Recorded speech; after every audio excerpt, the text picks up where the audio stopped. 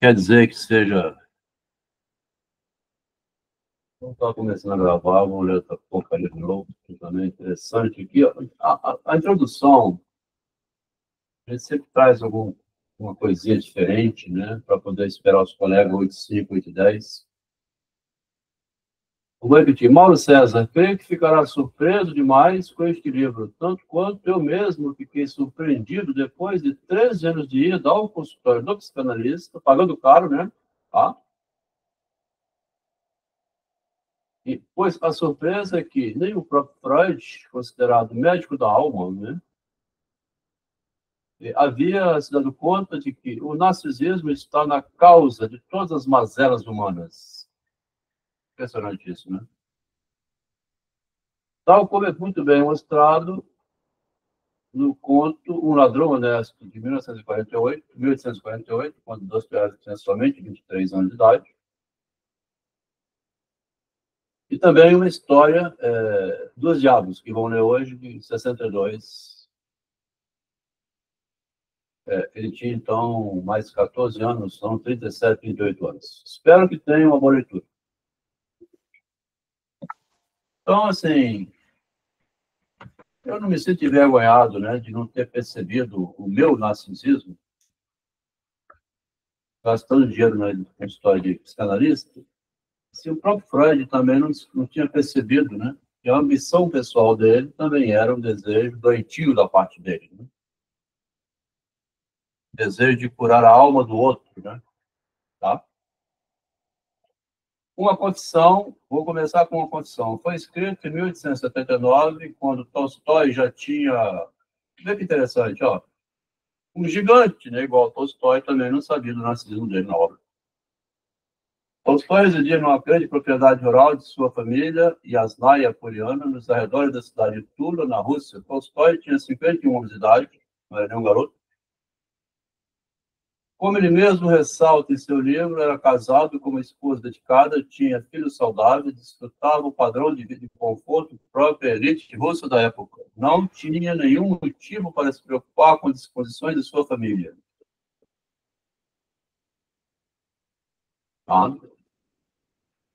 Antes da década de 60, Tolstói havia escrito o romance Guerra e Paz, em 70 tinha escrito Ana Karenina, tidos até hoje como dois dos maiores clássicos da literatura mundial. Em 79, Tolstói era um dos escritores mais admirados na Rússia. A sua reputação já se espalhava por outros países. A despeito de tudo isso, apesar de tudo isso, ou quem sabe, em alguma medida, justamente por isso, foi nessa época, nessa ocasião, que lhe vieram insistentes ideias de suicídio.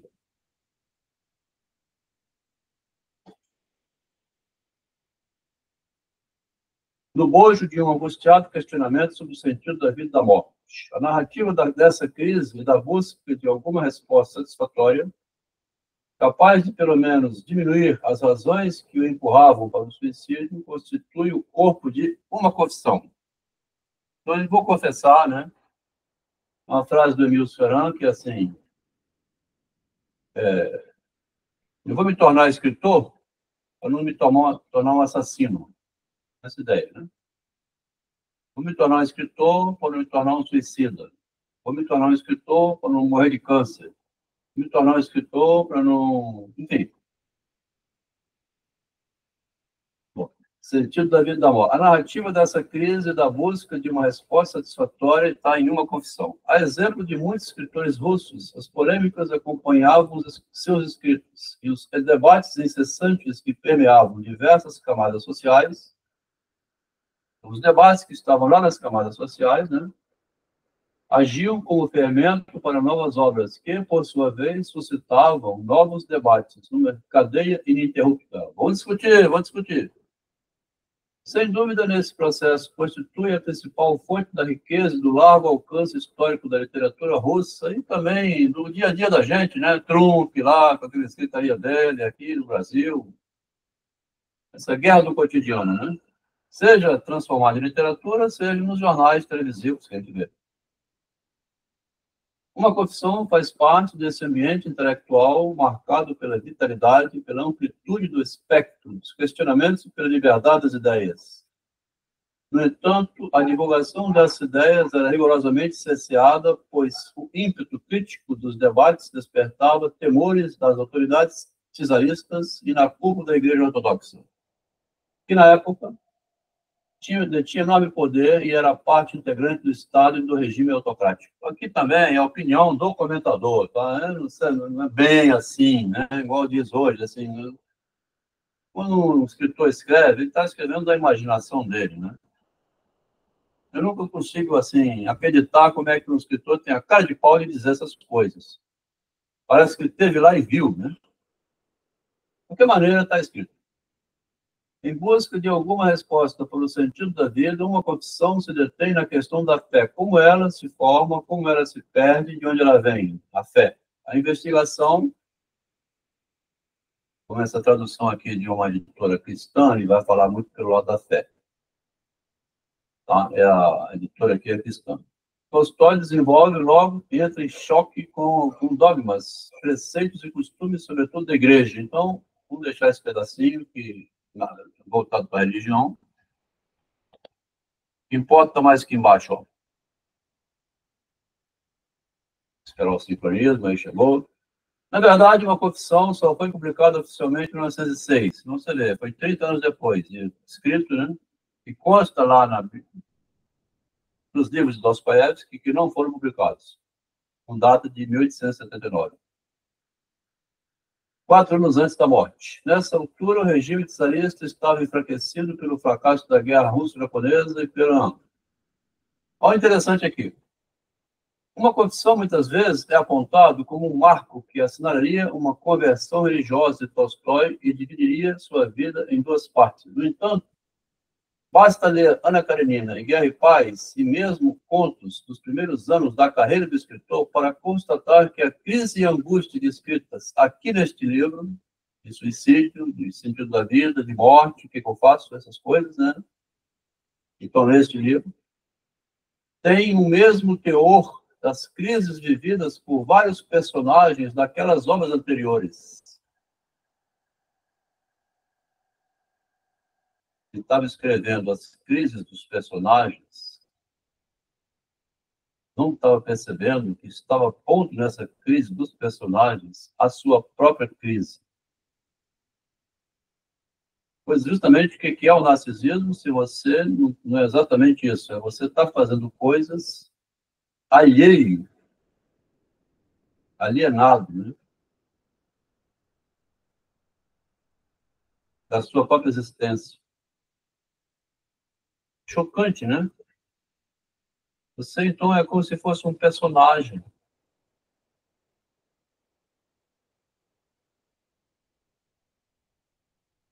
Tá? E você não sabia disso. Então, repetindo, no entanto, basta... Por que é importante ver isso? Tá? Vamos com calma, né? Parece assim, nossa, Del, tem tanto... Mas aqui está todo o ninho da coisa, está aqui. Quando chega uma mãe trazendo uma criança pelo colo, ou um marido alcoólatra, ou o nosso colega Rodrigo Freud, doce, tá? Recentemente, né? Quando a gente traz esse problema, hoje em dia, grave, assim, da mãe que leva uma criança no consultório para ver o que tem o meu filho, que eu não consigo resolver, tá? Tenta resolver para mim, que eu não consigo fazer ele falar, por exemplo, né? Parece uma pessoa alienada da própria vida falando isso, porque o instintivo da gente é uma criança ir crescendo e se tornar menino, menina, e jogar bola, ir na piscina, tornar-se humano, né? Fica estranho eu pedir alguém para me ensinar como é que eu transformo em ser humano uma criança que não fala. Ou minha irmã tinha um filho alcoólatra, levou no consultório, levou aqui, levou ali. Como é que eu faço para esse rapaz parar de beber, deixar de ter tanta desilusão com a vida? Ou ele mesmo, né? Como é que ele faz para se dar conta que isso é a perdição dele? Está perdendo toda a intelectualidade dele em cima disso aí, tá? Aqui o colega hoje que chegou no grupo está com bastante material para fazer um filme, né? Ele trabalha com cinema, botou um link aqui, depois a gente pode ver o que ele postou aqui como uma divulgação do trabalho dele. Então, o autor Tolstói, ele estava como Freud. Ana Patrícia chegou aqui agora, eu mandei aqui essa introdução. Parece bizarro isso aqui, tá?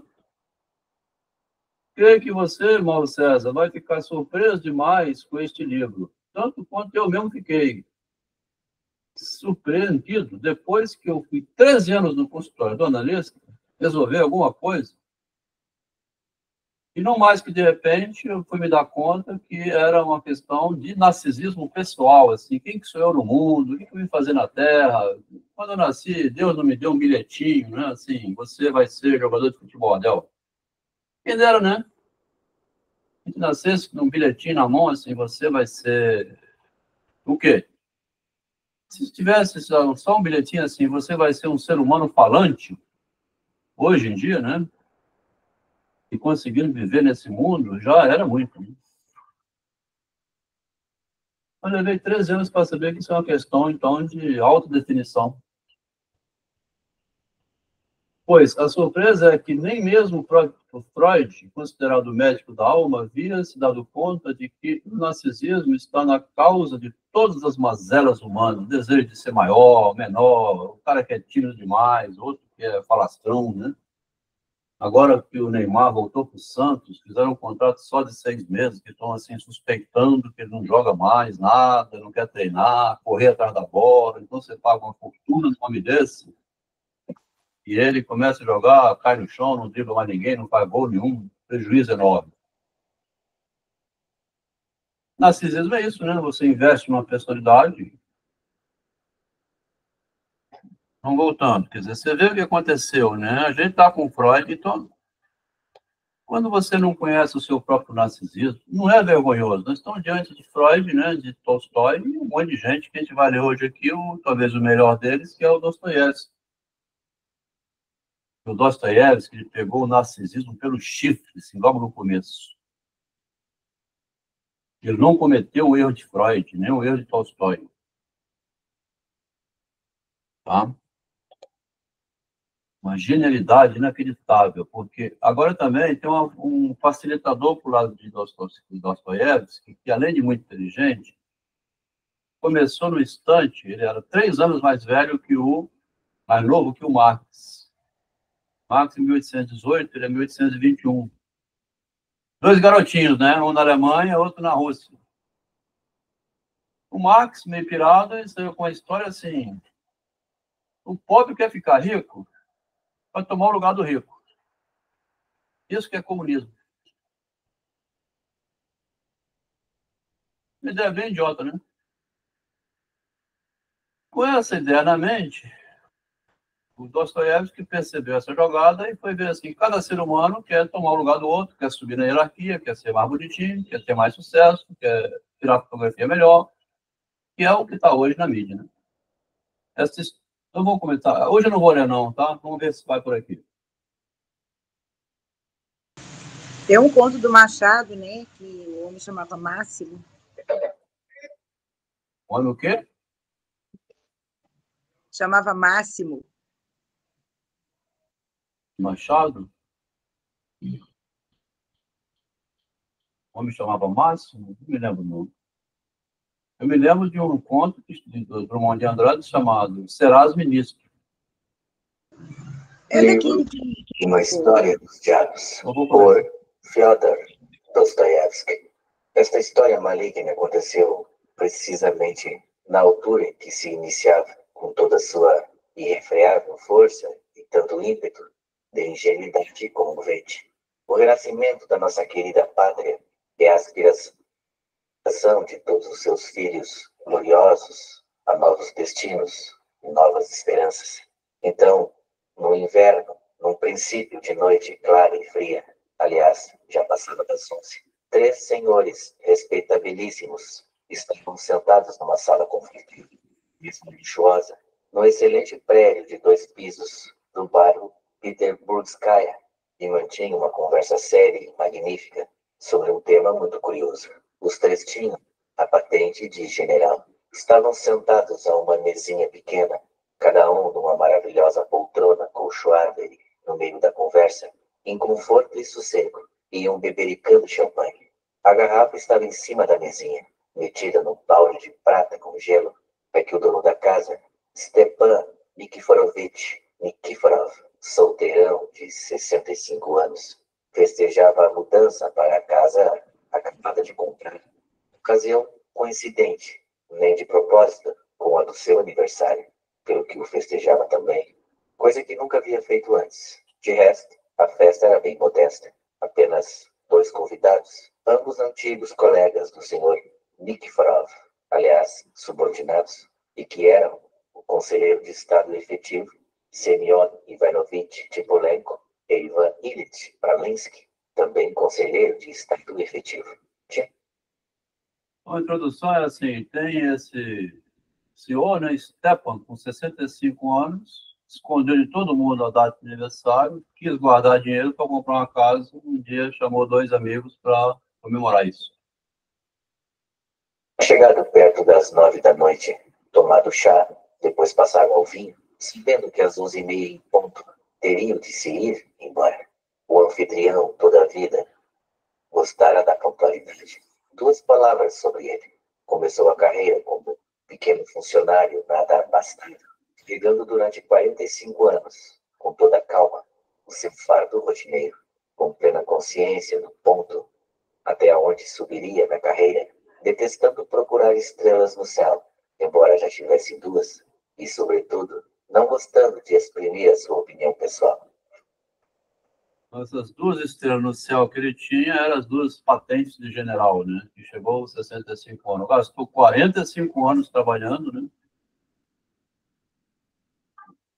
Tá cheio disso. De vez em quando você vê alguém que mora só, solteirão, não quis saber de movimento com família, né? Guardou dinheiro a vida inteira. A gente nem sabe para quê. E não gostando de exprimir, né, a opinião pessoal, né? Interessante, porque o medo, né? Escondendo as informações todas, assim, a intenção, né? Eu não vou dizer, assim, senão vão me chamar de doido. Fosse por que motivo fosse, era honesto, ou seja, nunca lhe acontecera fazer nada de desonesto. Era solteiro, por egoísmo. Não era nada estúpido, mas detestava revelar a sua inteligência. Mas, acima de tudo, odiava o desleixo e a afetação, considerando-a um desleixo moral e para o fim da vida.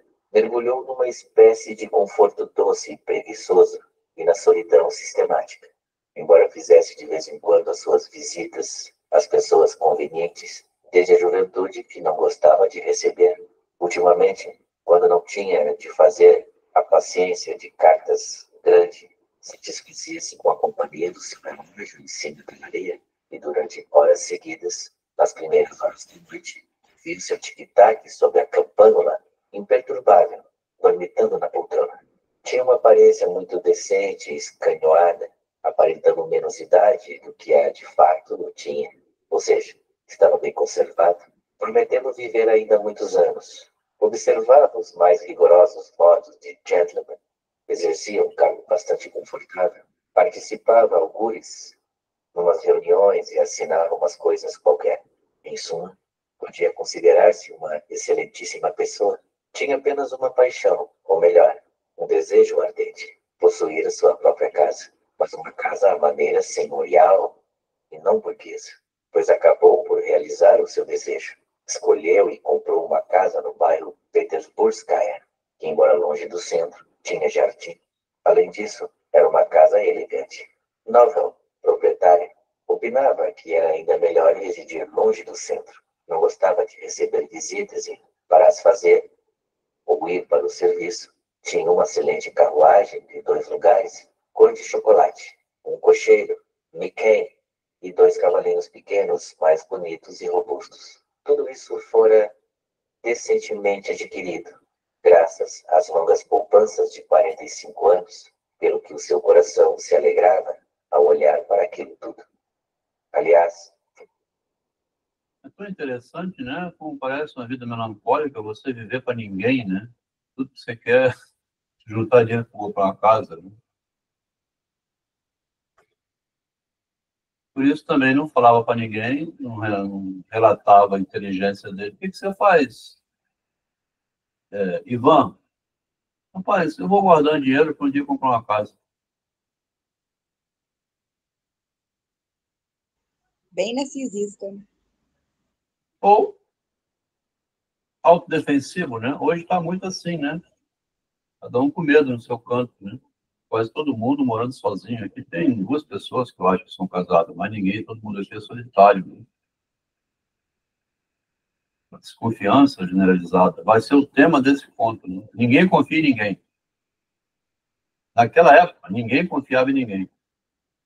E tudo isso, a aquisição da casa, a mudança, que introduziu no coração sossegado de Stepan Nikiforovitch, tamanho contentamento que levou de pessoas para o seu dia de anos. Um dia que, até então, mantivera secreto, até dos seus conhecidos mais próximos.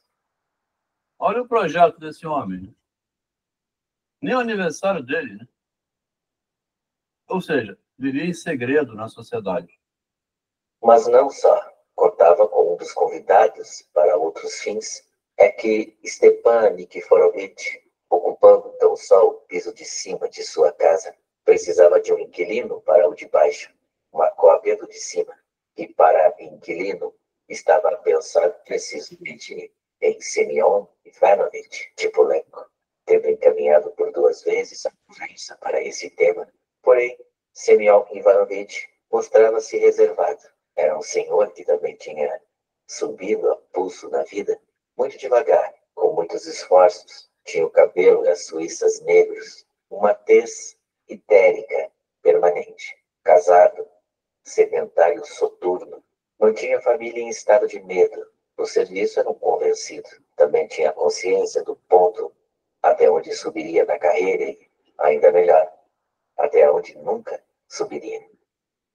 A ideia de subir na vida é uma constante em Dostoiévski, tá? E parece, justamente por isso, uma cópia do Marx, Karl Marx. Seja através da revolução, do golpe político, seja de que maneira for, como em Cuba, em outros lugares do mundo, né? Agora, hoje em dia, nós estamos vivendo a era do golpe político dentro de casa. Tá? O trabalhador é a mulher, o patrão é o marido, e o feminismo é assim, a guerra do inferior contra o superior, supostamente falando, negociavelmente. As inferiorizadas seriam os trabalhadores mulheres que sempre foram exploradas a vida inteira, desde Eva, né? Desde Eva. Vingança histórica, porque era o homem que ia passear, ia namorar, ia a cavalo, e a mulher ficava em casa presa, cuidando de filhos. Isso gerou um ódio imaginário, né? Tá? E as feministas hoje querem se vingar disso.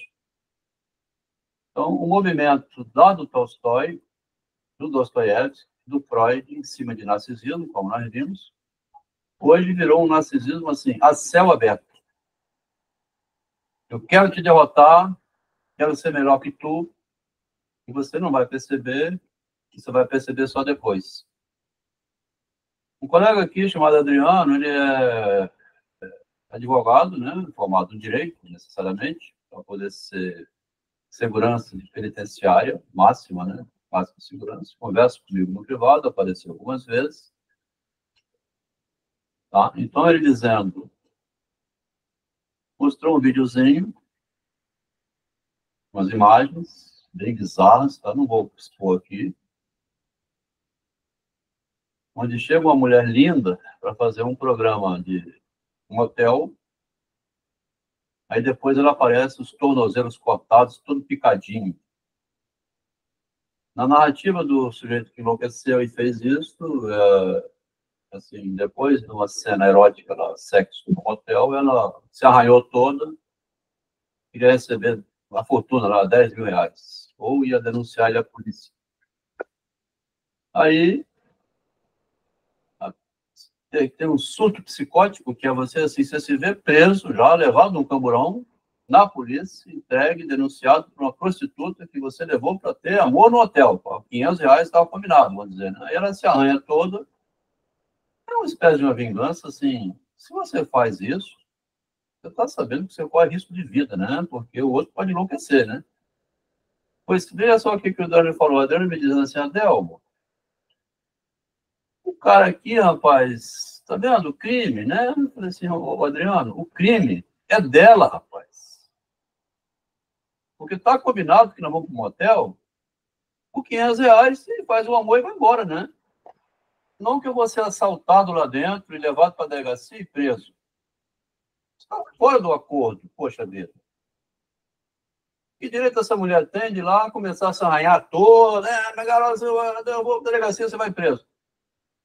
O cara já se vê atrás das grades, a vida dele é assim, eu tô fudido.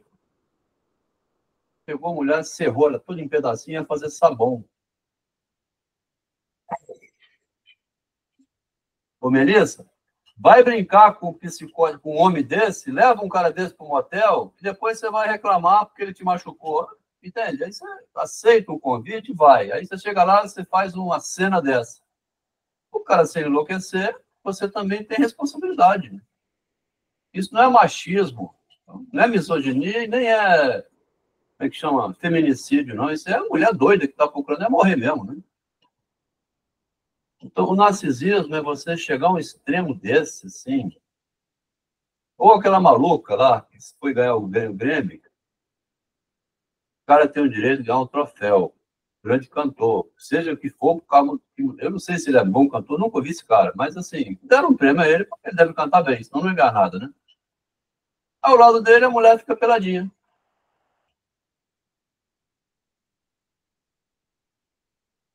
Quer dizer, a gente via assim, um homem vai ganhar um troféu porque descobriu lá Einstein alguma coisa, a esposa dele não ia assim do lado dele lá, gente, deixa eu tirar a roupa que eu também sou linda, né? Eu preciso aparecer.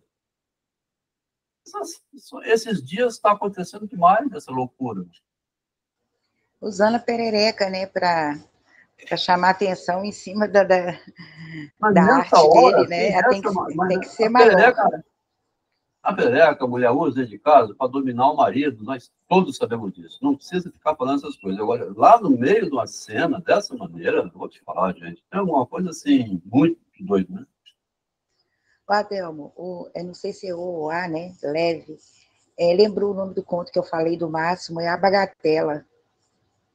Ah, bagatela. Leve aqui, Ana Patrícia, ela entra com esse código lá de coisa, mas ela me. Desculpa, Ana, ter falado, mas eu acho que você não vai se incomodar, né? Ana tem um código lá para. Nosso colega do Ceará, há muito tempo que segue a gente. Bom, então aqui, ó, também tinha consciência do ponto até onde subiria na carreira, e ainda melhor, até onde nunca subiria, né? A ideia é assim, você quer subir e faz uma birutice dessa e termina morta, né? O cargo que ocupava era seguro. Encarava as recentes inovações de forma um pouco biliosa, mas sem grande preocupação.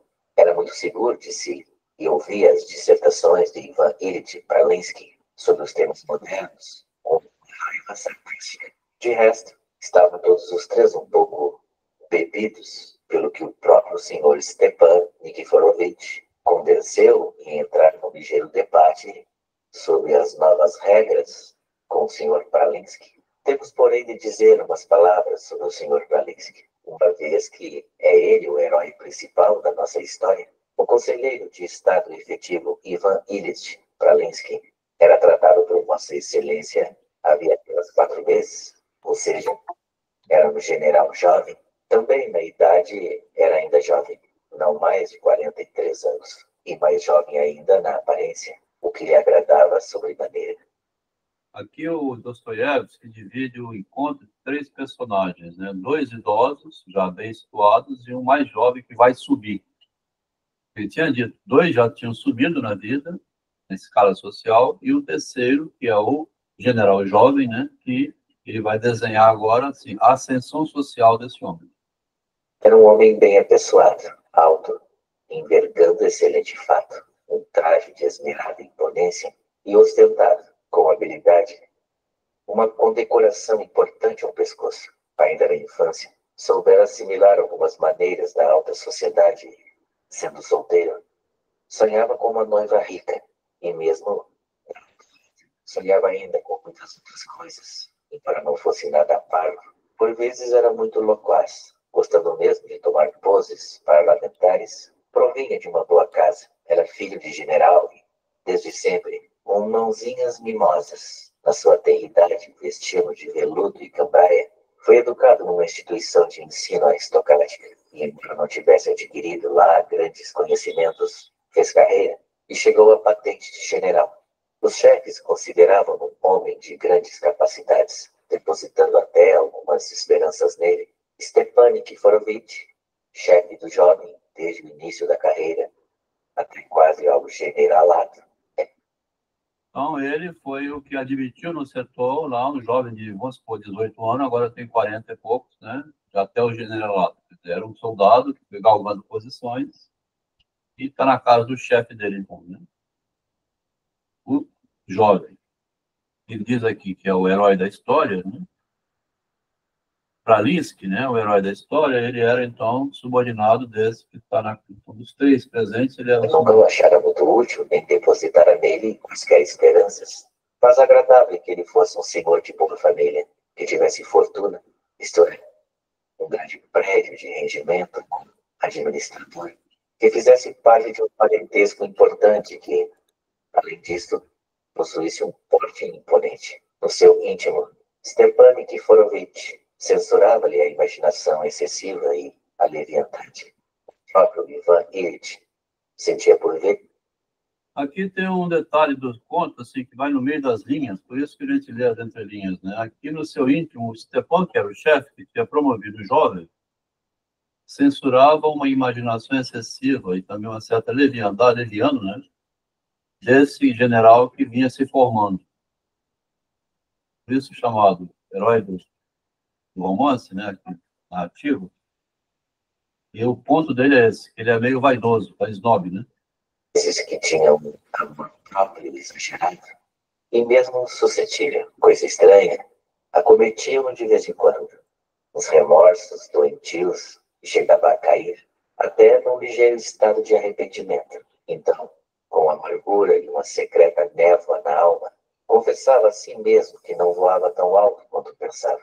Nesses momentos, caía até numa espécie de depressão, sobretudo quando se agravavam as hemorroidas, dizendo na sua vida que era um existência manqué, deixando a existência manqué é uma vida falha, tá? Uma existência falha, né? É, no fundo, de acreditar nas suas capacidades parlamentares, usando-se de parleur, de fraseador. Mas, embora tudo isto seja digno de nota e muito o homem, não me impedia, meia hora depois, de levantar a cabeça e se animar ainda mais e, de forma mais arrogante, convencer-se de que ainda tinha tempo de revelar as suas qualidades e se tornar, não só um dignatário, mas até um homem de Estado que perduraria durante muito tempo na memória da Rússia. Por vezes, até lhe surgiu. Olha só que interessante. Sonho de eternidade, assim, de ser imortal, né? Como Dostoiévski vê no outro. É claro que é dele que ele está falando, o próprio Dostoiévski, né? Mas como ele estuda o narcisismo dele através dos personagens, que é a parte mais bonita do Machado de Assis, né? Machado de Assis foi subindo degrau em degrau, vendo o narcisismo dos demais e como ele ia tendo vantagens a partir dessa percepção, né? Dostoiévski não é nada diferente, tá? Ele veio um pouco antes do Machado. Mas como que o Freud galgou isso sem saber que com aquelas ideias de inconsciente, ele queria então se tornar um homem famoso, né? É claro que ficou um resto dentro da psicologia da medicina que é assim, é bom ouvir o paciente. Ele está cheio de traumas, cheio de problemas, nervosismo, fumando muito, não consegue dormir, está angustiado, a mulher dele isso, o filho aquilo, é um problema também que gera doença, né? Estava completamente errado, só que não via que nisso era uma questão de um nervosismo narcísico, assim, um desejo, né? Ele vai dizer que desse cara, né? Então, o Dostoiévski desenha uma pessoa ambiciosa, um generalato que alcançou com 43 anos, e que o chefe dele, o Stepan, tinha percebido isso nele, né? Meio ganancioso, né? Tinham monumentos na imaginação.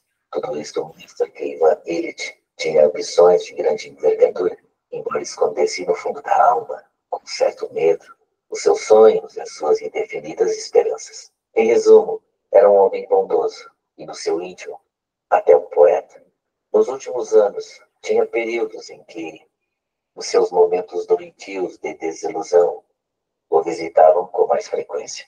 Tornou-se bastante irritadiço, desconfiado e propenso a considerar insultuosa qualquer objeção que lhe fizessem. Porém, a Rússia, na sua marcha de modernização, teve de súbito grandes esperanças. A promoção a general incrementou-lhes, recuperou o ânimo, levantou a cabeça e começou a discursar muito e com eloquência, abordando os temas mais modernos, que assimilou com uma inesperada e extraordinária rapidez e com um entusiasmo impetuoso. Porque eu vou fazer isso, né? A Rússia, então, vai evoluir, eu, o general, você, essas coisas, né? Ia a cidade em busca de fórum para os seus discursos e, em muitos lugares, chegou a ganhar a reputação de temerário liberal, o que muito lisonjeava. Ora, nesta noite de que falamos, depois do quarto copo, entusiasmou-se sobremaneira. Deu-lhe para converter as suas convicções o próprio Stepan Nikiforovitch, a quem não via há muito e a quem antes respeitava e até obedecia. Pois bem, desta vez... Quer dizer, agora ele queria converter o chefe. É como aquele cara que leu o Karl Marx e quer assim, fazer uma revolução na sociedade, né? Ele vai pregar na rua, ele faz a bandeira do PT, ele faz a bandeira não sei o que mais. Descobrir a pólvora, né? Agora eu quero fazer uma revolução. Considerou reacionário e atacou com um ar duro. O chefe dele, então, era um reacionário agora, e ele era o revolucionário. Stepan Nikiforovitch quase não lhe respostava. Limitava-se a ouvir com uma expressão ruinosa, embora o tema lhe interessasse muito. Ivan Ilitch exaltava-se no calor de uma imaginária discussão, bebericava do seu copo, mais do que era conveniente. Então, logo Stepan Nikiforovitch voltava a encher o copo de Ivan Ilitch, gentileza que sabe-se lá por quê. Começou de repente a ofender Ivan Ilitch, já que ainda por cima, Semyon Ivanovich Tipolenko, que desprezava, mas de cuja maldade e cinismo tinha medo, se calava perfidamente ao seu lado e sorria mais vezes do que devia. Parece que me tomam por um garoto, relampejou na cabeça de Ivan Ilitch. Quer dizer, os dois generais mais maduros e ele também se vendo meio ridículo, né? Como um garoto sonhador. Já não era sem tempo. Lá isso não. Continuou com entusiasmo. O atraso foi grande. Lá isso foi. E para mim, o humanismo é o principal. O humanismo para com os subordinados, quero eu dizer, porque eles também são seres humanos. O humanismo é que há de salvar e resolver tudo. E esse humanismo, então, que o que Dostoiévski está inserindo aqui no meio como uma espécie de uma crítica, é assim, né? Sempre pregando o bem e tal, né? Respeitar o ser humano, etc, etc. Mas em causa própria, né? Como disse o Adriano no privado aqui, o altruísmo, né? É um tremendo de um narcisismo disfarçado de bom para os outros. ouviu-se do lado de Semyon Ivanovich. Mas por que há de o senhor abespinhar-se tanto contra nós? Acabou por replicar-lhe Stepan Nikiforovitch, sorrindo com amabilidade. Ivan Ilitch, confesso que não consigo perceber aonde é que o senhor quer chegar. Defende o humanismo? O humanismo significa o amor pelo homem, não é? Se quiser o amor pelo homem, eu... Com licença, na minha modesta opinião, não se trata só disso. O amor pelo homem sempre foi regra. Ora, a reforma não se resume a isso. Foram levantados os problemas dos camponeses, dos tribunais, os problemas econômicos, morais, as concessões do Estado e nunca mais acabaram de problemas que, todos juntos, de uma vez, podem gerar, por assim dizer, grandes abalos. É nisso que consistem os nossos receios, não é nas preocupações com o humanismo. Pois, é verdade, a questão é mais profunda. Havia uma preocupação na Rússia, que foi a causa da fuga de Dom João VI no Brasil em 1808, que ia assim, cortar a cabeça do rei e fazer a revolução, né? Aquilo propagou naquele século inteiro, não foi só 1789 na França. Gerou um pânico geral, assim, a qualquer momento, o trabalhador corta a cabeça do patrão, né? No lugar dele, assim, sei lá, uma coisa minuta.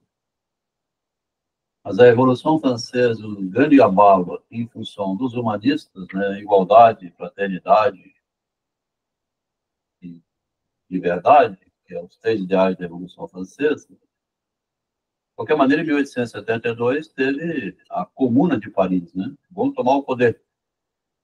As ideias de Marx tomaram conta da Europa inteira, né?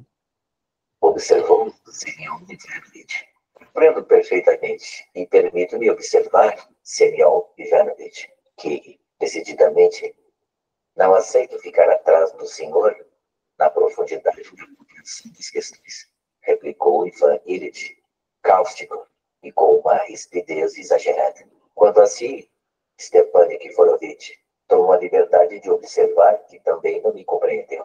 Pois não compreendi.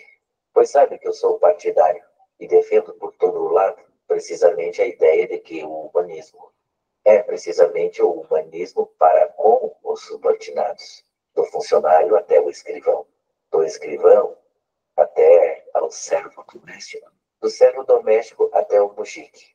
O humanismo, digo eu, pode servir de pedra angular, por assim dizer, para as próximas reformas e, em geral, para a renovação das coisas. E por quê? Pelo seguinte, vejam o silogismo. Sou humanista, logo gostam de mim. Gostam de mim, logo sentem confiança na minha pessoa. Depositam confiança em mim, logo têm fé. Têm fé, logo amam. Ou seja, não. Afirmo que, tendo fé, acreditarão também na reforma. Compreenderão, por assim dizer, o cerne da questão. Por assim dizer, abraçar-se-ão moralmente e resolverão todos os problemas. Impede a amizade e de uma forma fundamentada. Por que se ri, Simeão Ivanovich? Há o interesse aí. É. Aí, por que você está rindo, né? Parece piada, né? Todo mundo igual. Engraçado que a mamãe não sabia ler. Uma mulher, né? Sim, 8 filhos, mas não sabia ler, mas era muito inteligente. Quando apareceu lá a minha namorada, né? Com essa ideia de PT, lá em 81, a mamãe viu o filho dela, assim, virando negócio de PT, a igualdade, né? Lutar pela causa operária, entrar no partido do Lula. A mãe falou assim, mas então quer dizer que é para ficar tudo igual para todos? Os preguiçosos também? Ela tinha esse riso aqui que ele disse, né? Por que você ri, rapaz? Quer dizer, é muita fantasia você querer igualdade, fraternidade, liberdade, assim. São conquistas individuais, né? Muito difíceis de ser conseguido, inclusive. Né? Você dá é pior. Mas ele mostra um interesse nesse dar, né? Não, aí ele estava jogando assim do outro lado, que é o falso líder, né? Igual Fidel Castro. Mas é a loucura humana, né? Assim, Stepan Nikiforovitch, calado, ergueu o sobrolho, sinal de que se espantava. Parece que bebi um pouco demais, observou causticamente Simeão Ivanovich. Por isso estou de compreensão lenta, um certo eclipse mental. Ivan, Assim, não estou entendendo nada. Onde é que você quer chegar com essa igualdade aí, esses direitos humanos, esse humanitismo todo, né? Este ressentiu-se. Não vamos aguentar, disse de repente Stepan Nikiforovitch, depois de refletir um pouco. O que quer dizer com isso de não vamos aguentar? Aí esse general mais jovem, ele não entende a linguagem, né, simbólica. Por isso que o Marcos estava numa conversa hoje aqui comigo, falando assim, quer dizer, quando você pensa na positividade da linguagem, tudo direito, né, o crime, assim, querer condenar alguém por crime concreto, acaba esquecendo que o crime de enganar pode ser muito pior. Quer dizer, quando o Adriano fala que o criminoso, o que o criminoso fez? Cortou a mulher em picadinho. Então ele já é um serial killer, né? Isso já dá no artigo lá 40 anos de prisão. Ocultou o cadáver e jogou em pedacinho na panela para fazer sabão da mulher. Ocultação. Isso é mais 35 anos de prisão. Ele é homicida, mas não sei, agora também feminicídio, 40 anos. Ele vai dar 800 anos de prisão, Adel. Rapaz, esse é um crime concreto, né? E o outro crime, não vai jogar, não? Ela é inocente, assim, de aceitar um programa no motel para chegar lá e dizer assim, meu amigo, é o seguinte, você me comeu, né? Agora eu vou te pedir o seguinte, vou te me arranhar toda aqui, eu quero 10 mil reais. Então você vai preso. Quer dizer, esse crime, Tom dito aqui, de enganar, né? O direito deixa esse de lado, né? Vai só olhar o outro. É evidente que o cara que enlouqueceu perdeu a cabeça, é um criminoso, não vai dizer que não. Agora, entende? Por que eles falam aqui assim, ó, não vamos aguentar, né? Parece hoje, tá? Não dá para aguentar isso, né? Ele fica assim, não vão aguentar, quer dizer o quê, hein? Não vai aguentar essa revolução falsa, né? Mas ele não entende. Ele está propondo essa revolução, então ele não entende, né? Verde, surpreendido com a súbita e desconexa observação de Stepan Nikiforovitch. Só isso. Simplesmente não vamos aguentar. Não vamos aguentar não isso. apetecia a Stepan Nikiforovitch, pelos vistos, entrar em mais pormenores. Não estará por acaso a refletir-se ao vinho novo e aos odres novos? Objetou. Será que você não vai aguentar o vinho? Tá vendo? A linguagem figurada? Ninguém entende, né? E quando você está conquistando a menina dessa para ir para um motel, você não sabe mais com quem você está indo, né? Está combinado que lá no bordel, a cafetina fala com as meninas o seguinte, aqui você recebe um trocado para você fazer sexo com o cliente. Você se arranhar aqui dentro, você vai se ferrar comigo. Eu sou a dona do bordel, senão você me leva à falência. O mercado de sexo aqui no bordel é assim, está combinado que isso é desse jeito que funciona. Agora, se você daqui a pouco se arranhar toda, eu vou pegar você e botar numa jaula. Porque tem uma combinação, não é verdade? Você tem que respeitar, né? Poxa vida. Mas o cara não entende a linguagem, né? Quem é que vai? Nós não vamos aguentar mais, né? Um médico aqui, colega, o barbeiro me dizendo, rapaz, ele levou a moça para o motel. Quando ela pediu dinheiro, ele fez o seguinte, escondeu o celular, gravando tudo. Aí falou, onde é que a gente estava mesmo quando você veio? Nós combinamos quanto, hein? Foi 500 reais, mas agora você está toda arranhada. Você disse, agora eu vou te levar para a polícia. Pronto, conseguiu o que ele queria. Ela dizendo o que ela fez. Aí ele falou assim, agora vamos lá para o carro, vamos passar no banco, eu vou te dar R$1.000 para acabar esse assunto. Está tudo gravado aqui, ó. Quer que eu te levo? Eu te levo na polícia?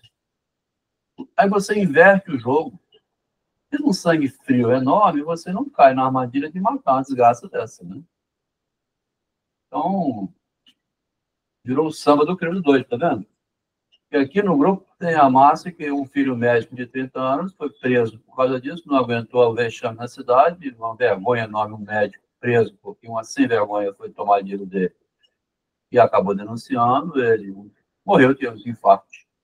É a mesma coisa. Nós não vamos aguentar a situação, né? Com certa ironia, Ivan Illich, mas não por mim. Pelo menos respondo calmamente. O relógio bateu às 11h30. Na visita, a hora de chegar e a hora de despedir, disse Semyon Ivanovitch, e fez menção de se levantar. Mas Ivan Illich antecipou-se, saiu da mesa e pegou no seu corpo, de marca sibelina, de cima da consola da lareira. Tinha um ar fedido. Então, como é, Semyon Ivanovitch? Vai pensar na minha proposta? Vou repetir, né? O Stepan tinha proposto ao Semyon morar embaixo e ele morar em cima, né? 2 generais antigos, um comprou uma casa, tinha 2 repartições em cima e embaixo. Pergunta, você está indo embora, né? Convite que eu te fiz para vir aqui, você quer ser meu inquilino? Ele pergunta isso na hora de ir embora, né? Disse Stepan Nikiforovitch, ao despedir-se dos convidados. Sobre o apartamento, vou pensar. Quando decidir, avise-me logo. Os assuntos práticos em primeiro lugar, não é verdade? Observou amavelmente a bajulação o Sr. Bralinsky. A brincar com seu gorro, sentia-se menosprezada. Stepan Nikiforovitch ergueu o sobrolho e ficou calado, em sinal de que não queria atrasar mais os convidados. Semyon Ivanovitch fez uma vênia apressada. Tchau. Então, como que? Se não compreende uma simples amabilidade, concluiu mentalmente o Sr. Bralinsky e, afetando um ar de independência, estendeu a mão a Stepan Nikiforovitch. No vestíbulo, Ivan Ilitch agasalhou-se na sua beliça cara e leve, tentando não reparar na pele coçada de raposa mão pelada da beliça de Semyon Ivanovitch, e os dois começaram a descer as escadas. O nosso velho parece ofendido, disse Ivan Ilitch ao silencioso Semyon Ivanovitch. Não, por quê? Respondeu este calma e friamente. Lacaio, pensou Ivan Ilitch. Saíram para a soleira. Aproximara de Semyon Ivanovitch o seu trenó, puxado por um cavalicoque mal jeitoso. Que diabo! Onde é que se meteu o Trifon com o meu coche? Gritou Ivan Ilitch quando não viu a sua carruagem. Procuraram. O coche não estava em lado nenhum. O criado de Stepan Nikiforovitch não fazia a mínima ideia de onde poderia estar. Perguntaram a Varlan, o cocheiro de Semyon Ivanovitch, e a resposta foi a de que Trifon estivera sempre ali, e o coche também, mas que agora não estava. É uma história dos diabos, disse o senhor Tipolenko. Quer uma boleia? Gente velhaca, gritou furioso o senhor Bralinsky. Pediu-me licença para ir a umas bodas de uma comadre dele que se casa. Aqui perto, mesmo no bairro Petersburgskaya, raios do parque. É claro que lhe proibi intermitentemente, mas posso apostar que ele foi para lá. É verdade, confirmou o Varlam. Ele foi lá, mas disse que voltava num instantinho, que estaria aqui a horas. Pronto, eu já pressentia uma coisa destas. Eu digo-lhe como é. O melhor ainda é mandá-lo para a esquadra, e lá cumprem as suas ordens. Dão-lhe um corretivo a chicote, disse Semyon Ivanovitch, fechando o avental do seu trenó. Então, o Semyon Ivanovitch, ele faz uma espécie de uma zombaria, uma ironia, porque o outro dizia que era humanista, né? Assim, dá uma surra no seu criado, né? Ele não esperou você aqui com a carruagem. Foi lá para o aniversário, em vez de esperar o general descer e ir embora, largou ele lá e foi passear. Dá uma surra nele. Aplica um corretivo, né? Um chicote. Por favor, não se preocupe, Semyon Ivanovitch. Então, não quer boleia? Não quer uma carona? Merci, Semyon Ivanovitch. Partiu. Ivan Ilitch, bastante irritado, pôs-se a andar pelo passeio de tábuas. Não, tu já vais ver, malandro. Vou de propósito a pé, só para veres. Prego-te um susto.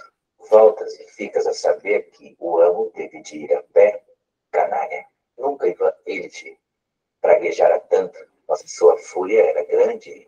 Além disso, estava zonzo, como não estava habituado a beber. Quaisquer 5 ou 6 copos lhe faziam um efeito rápido. A noite, porém, estava fascinante, fria, mas calma, sem vento. O céu estava limpo e estrelado. A lua cheia banhava a terra de um brilho mate e argênteo. Era tão agradável que Ivan Ilitch, depois de 50 passos, esqueceu a sua desgraça. Cada vez se sentia melhor. Além disso, as pessoas bebidas mudam rapidamente de estado de espírito. Até começou a gostar das feias casinhas de madeira que ladeavam a rua deserta. Ainda bem que... Quer dizer, ele foi no aniversário, né, do chefe dele. Na saída, o cocheiro não estava esperando. Já era mais de 11h30 da noite. Melancolicamente, saiu andando a pé pela rua, assim. Quando ele voltava a me buscar, miserável, vai ver que eu fui embora a pé. Esse estado interno, então, que é justamente o narcisismo diz assim, um desconfiamento, o tempo todo uma raiva, uma rivalidade, uma observação do outro me observando, eu sendo traído. É o tempo todo no Dostoiévski. Até penso que é uma lição para Trífon e um prazer para mim. Sim, é preciso andar mais vezes. Por que não? Na Avenida Bolshoi, arranja um coche com facilidade. Que linda noite. E as casinhas que há por aqui, pelos vistos, é aqui que vive a gente miúda. Funcionários, talvez comerciantes.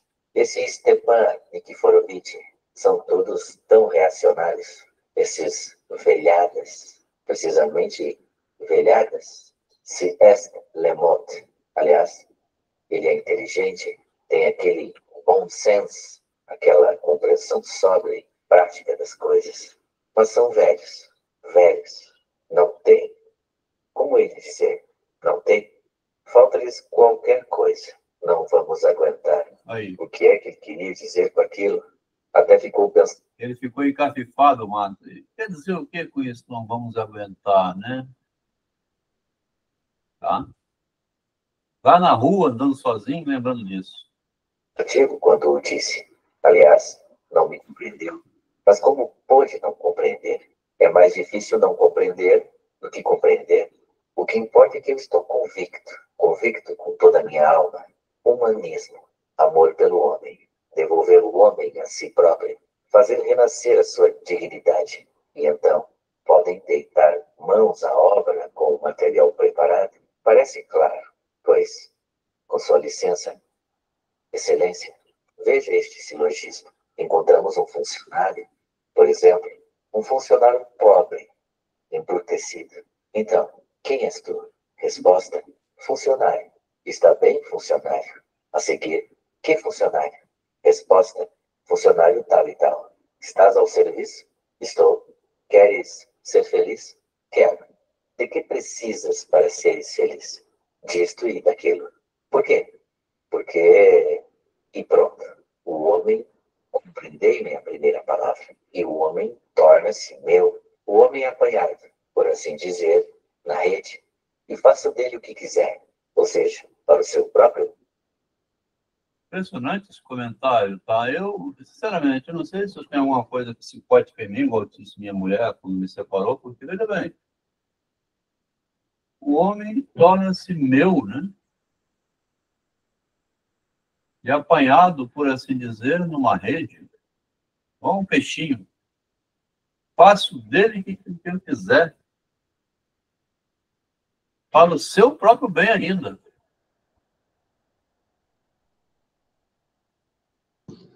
Forte, né, Del? Muito, né, Márcia? Assim, eu fico pensando, quem é esse Dostoiévski? Ele vê isso nas relações da empresa, dentro de casa, os irmãos da gente, os sobrinhos, os filhos. Você vê a namorada chegando, levando um filho por um caminho, por outro. Você tem que deixar aí também, né? Você não vai ficar querendo doutrinar todo mundo.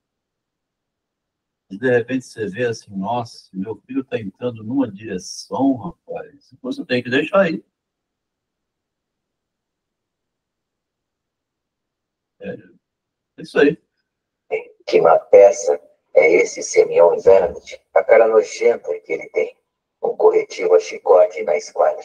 Disse-o de propósito. Não, falso. Chicoteia tu. Eu não chicoteio ninguém. Faço com que o Trífon sinta. Aqui eu botei, eu uso o chicote do convencimento, então, né? Porque ele está dizendo que pego e faço dele o que eu quiser, né? Não usei nem uma palmada, né? E agora o Trump está gritando lá assim, essa inclusão social é para você penetrar na minha casa e me derrubar, seus filhos de umas putas. Vamos embora daqui, chinês, mexicano, brasileiro, tá dominando os americanos por dentro, né? Tá? Então, em vez de você bater com essa rigor de palavras, que agora ele começou a ver que esse chicote do convencimento é muito pior, né? Tá? Escraviza, né? Hein? Escraviza, sem bater, né? É igual o Freud fala, né? Estou ganhando aqui lisonja, elogios assim o Freud, né, gente? É maravilhoso, né? Já tomei a obra dele todinha, tá? Mas o Freud é o máximo. Estou ganhando elogios como se fosse é muita sacanagem. Moedas. eu estava sendo feito de idiota. Rapaz, eu não estou Freud, hein? Que lindo, né? Interessante que a gente se coloca, né? A leitura é bom por isso. A gente vai se autoanalisando. Porque o Freud, você vê, era um homem que resolvia os problemas, né? Mas ele falou assim, engraçado que eu estou descobrindo aqui, o Jung estava me fazendo de idiota. Pô, eu, o inventor da psicologia humana? Vou te falar, camarada. Mas ele vai senti-la. Quanto ao açoitamento, é um problema pendente. E se eu for agora à casa de Emerese Reis, ao Tito Piso, gritou tropeçando. E é isto a capital. E é isto a civilização. Pode-se partir uma perna? Detesto esse Simeão Invernet. Tem uma cara nojenta. E aqueles risinhos que ele soltou quando eu disse: vão abraçar-se moralmente. Sim, vão abraçar-se. Tens alguma coisa contra? A ti não abraço eu. Antes a um mujique. Encontro um mujique e falo com o mujique. Aliás, eu estava bêbado. Talvez não me tenha exprimido bem. Agora também, talvez não esteja a exprimir-me bem. Nunca mais bebo. À noite, fartamos de tagarelar. E outro dia arrependemos. Mas não estou a cambalear. Aliás, são todos os malandros. Mergulhado nos seus raciocínios soltos e incoerentes, Ivan Illich continuava a seguir pelo passeio. O ar fresco teve um certo efeito nele, embalou, por assim dizer. 5 minutos depois já estaria calmo, até sonolento. De repente, porém, a 2 passos da Avenida Bolshoi, pareceu-lhe ouvir música. Olhou em volta, no outro lado da rua, de uma casa decrépita, de madeira, de um só piso, mas comprida. Jorravam os barulhos de uma grande festa, uivavam os violinos, rangia o contrabaixo e desfazia-se em guinchos a flauta, executando uma quadrilha, muito alegre, do lado de fora, sob as janelas. Havia público, na sua maioria mulheres, de casacões forrados de algodão e lenços nas cabeças. Esforçavam-se por ver alguma coisa através das freixas dos guarda-ventos. Pelos vistos, aquilo estava divertido. O barulho dos pés dançantes ouvia-se no outro lado da rua. Ivan Illich reparou um policial ali por perto e foi ter com ele. De que é esta casa? Perguntou, entreabrindo a sua peliça cara, apenas para que a polícia pudesse atentar na condecoração importante que trazia no pescoço. É do funcionário Pseudonimov, registrador, respondeu a polícia, tendo enxergado num instantinho a medalha e pondo-se em posição de sentido. Pseudonimov, Ena, o Pseudonimov. Mas por quê? Casou-se? Foi? Casou-se, vossa alta senhoria, com a filha de um conselheiro titular, Lekoptaev, que prestava serviço na administração municipal. Esta casa é o dote da noiva.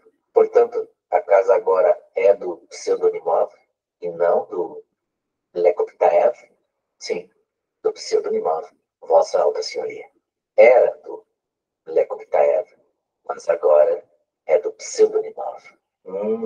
Pergunte isto, meu amigo, porque sou o chefe dele, sou o general no departamento onde o Pseudonimov está. Aqui tem uma jogada de linguagem. Tá? A semiologia, que é uma ciência que é bem recente, né? A semiótica, estudo assim do gesto, do olhar, das expressões, o que é que está querendo dizer uma ruga na cara, um sinalzinho de trânsito, tio, assim, que você põe em algum lugar, qualquer signo humano, né? Que é estudo do signo. Uma coisa tão recente, né? Eu olhando esse ponto assim, meio que por alto, sem descer muito aos nomes, dá a impressão que o Dostoiévski, ele faz tudo pseudônimos. Nunca é nome, né? Eles estão deslocando um pouco a compreensão da linguagem hoje, porque quando um juiz diz assim, sabe de uma coisa? Eu não tenho nada a ver com isso. Eu sou juiz, tenho a obrigação de julgar crime, né? assim, matou e tal. Agora, tem uma doida aqui pedindo para colocar 2 pais no setor de nascimento feminino. Por que eu não vou botar, né? Deixa, eu vou atender a ela. Pronto. Vou para casa dormir, tomar minha cerveja, meu uísque. Meu Botafogo ser campeão da Libertadores. Vou ficar querendo legislar sobre a realidade? As feministas mandam prender até o juiz hoje. Parece que tudo virou pseudônimo. Pseudônimo é quando não tem mais os nomes das coisas, tá? Aquela maçã de Eva, assim, né? Que é a maçã do amor. Tudo é maçã do amor agora, né? A maçã real, que você mata a fome com ela, cada um carrega a sua, né? Eu sou juiz, tudo bem, mas eu não vou me meter nessa, de jeito nenhum, que é uma fria enorme hoje em dia. É o que Jung fez queria fazer, né, com Freud, né, a respeito da sexualidade infantil, né, da sexualidade em si. E tudo, Márcia, assim, vamos jogar no signo do tarô, vamos jogar no bicho, né? Porque dar o nome às coisas é muito difícil de você ter coragem de falar assim, o que você fez? Você pode me dizer? Não, deixa eu falar o seguinte, vamos pegar uma cartinha aqui da cartomante, ver se dá para o ímpar, né? Vamos jogar o dado, o búzios. Ah, para com essa escamoteação, né? Você precisa me dizer o que está acontecendo, senão a medicina não vai resolver, não. Ah, mas se eu te falar, nem eu vou aguentar. Tudo é pseudônimo. Eu achei tão engraçado porque ele criou lá em cima, assim, esse sujeito, que ele diz o herói da história, me dá a impressão que o herói é um pouco invertido aqui. O herói é o pseudônimo. Que vai ser esse pseudonimóvel, que aquele generalzinho lá, generalato que chegou de 43 anos, assim, novato na hierarquia do generalato, de 43 aos 65, Emílio Garrastazu Médici foi general velho, né? A gente subiu um monte de... Ninguém nasce general com 18 anos, né? Então, escala longa, né? E ele estava com 43 e já vendo nesse pseudonimóvel, né? Ele não vai dizer o nome. É do funcionário pseudonimóvel. Ao serviço. É como diz, Excelência. Polícia endireitou-se mais até ficar esticado, enquanto Ivan Illich assumia o ar pensativo, matutava em qualquer coisa. De fato, pseudonimov era do seu departamento. No seu próprio serviço, estava Ivan Illich a lembrar-se. Era um subalterno, com um vencimento que rondaria os 10 rublos mensais. Como o senhor Pseudonimov ocupava o seu cargo havia muito pouco tempo, era natural que não se lembrasse de todos os seus subordinados, mas de Pseudonimov lembrava-se, por causa do nome. O apelido Pseudonimov chamara-lhe imediatamente a atenção e ficara com curiosidade de conhecer a pessoa a que pertencia. Agora recordava-se, um homem ainda muito jovem, com o nariz comprido e adunco, com o cabelo loiro aos tufos, magrinho, mal alimentado, com a farda num estado lamentável e as calças miseráveis até a indecência.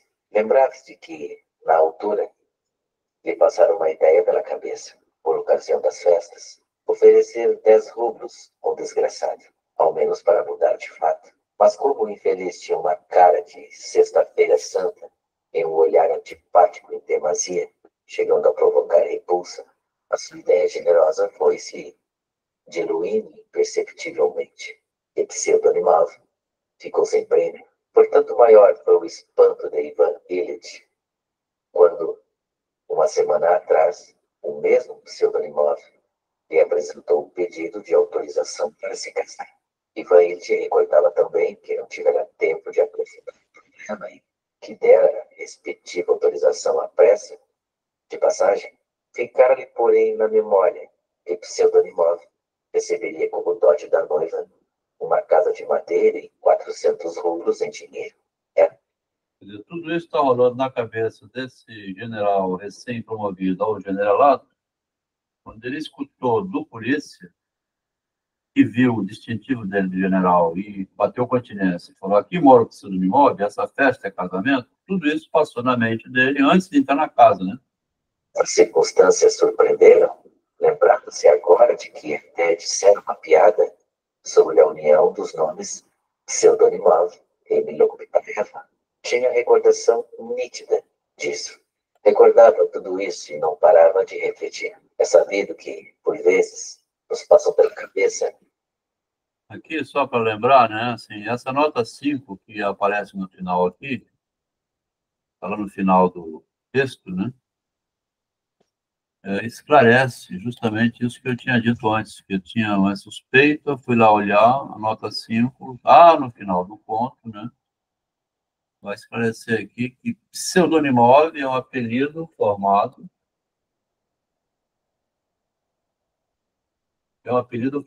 a partir da palavra deformada pseudonime, né, pseudônimo.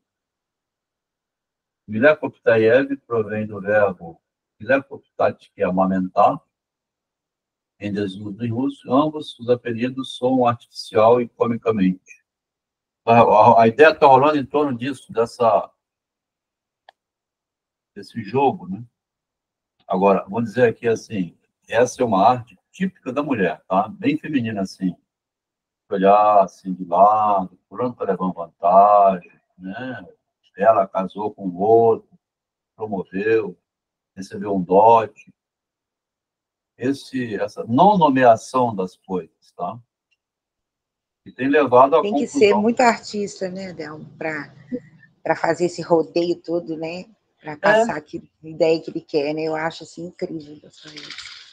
É de uma genialidade impressionante, né? Ele tem uma visão feminina misturada com homem, e ele está vendo assim, um olhar 360 graus em volta, tudo.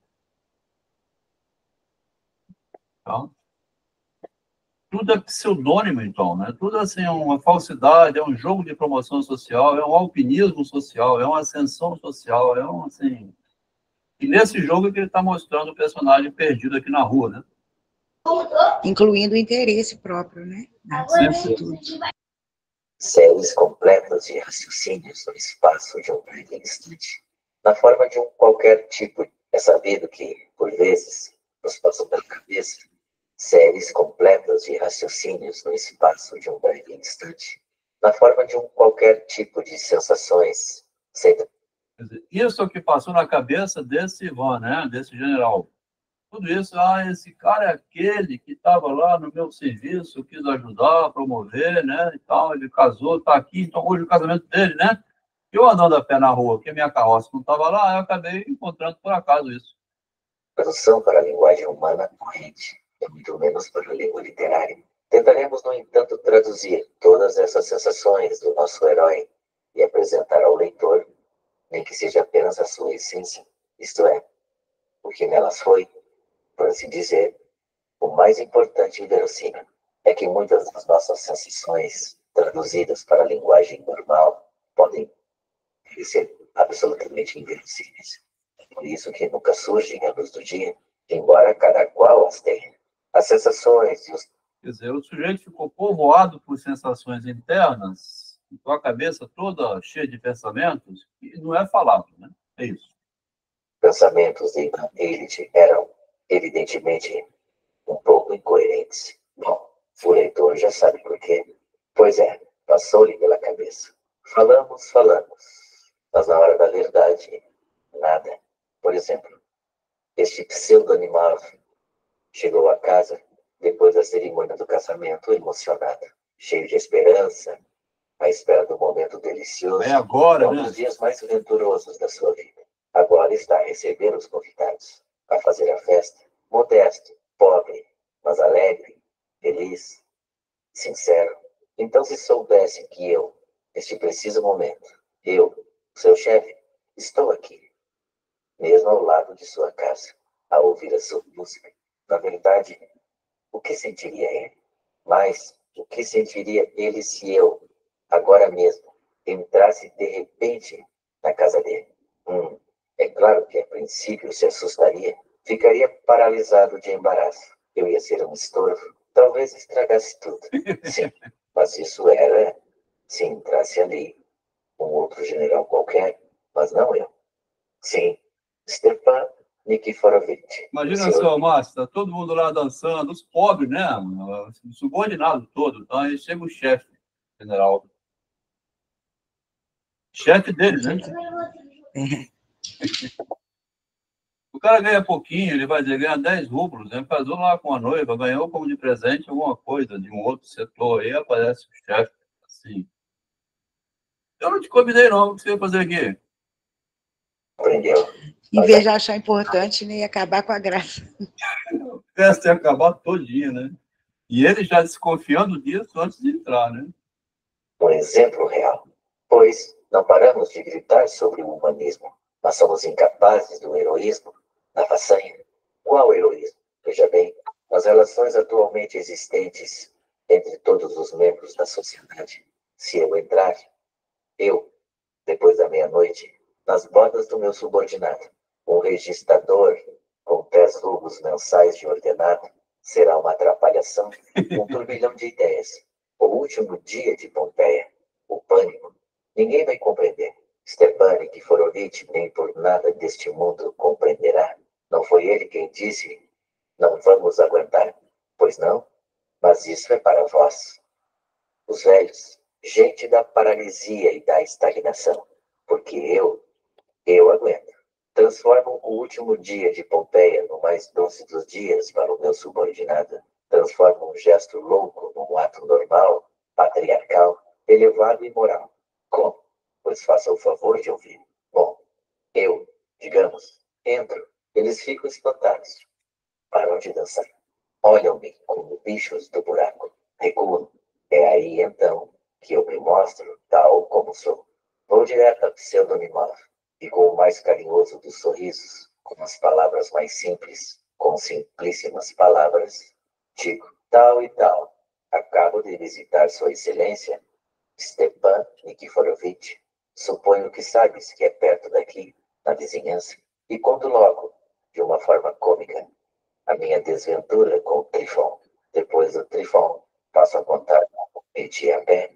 Foi então que ouvi a música. Perguntei à polícia e fiquei a saber, meu amigo, que eram as tuas bodas. Ora, vou visitar o meu subordinado. Pensei, vou ver como é que se divertem os meus funcionários e como são os casamentos deles. Não me vais expulsar, suponho eu. Expulsar? Que palavra para um subordinado. Qual expulsar? Qual que acha que vai ficar doida, todo afobado para me chegar a uma cadeira, a tremer de exaltação, enfim, no primeiro momento vai ficar de cabeça perdida. O que pode haver de mais simples, de mais elegante do que este procedimento? E por que é que eu entraria lá? Isso já é outro problema. Trata-se, por assim dizer, do lado moral da questão. É esse o cerne da questão. Onde é que eu ia? Ah, pois, vão com certeza sentar-me ao lado do convidado mais importante, um qualquer conselheiro titular ou parente, um capitão da reserva de nariz vermelho. Gogol descrevia lindamente esses originais. Bom, então apresento minha noiva. É claro, apresento-lhes os meus cumprimentos. Animo os convidados. Peço que não se acanhem, que se divirtam, que continuem a dançar. Digam as piadas, rio, brinco, enfim, sou amável e simpático. Aliás, sou sempre amável e simpático quando estou satisfeito comigo próprio.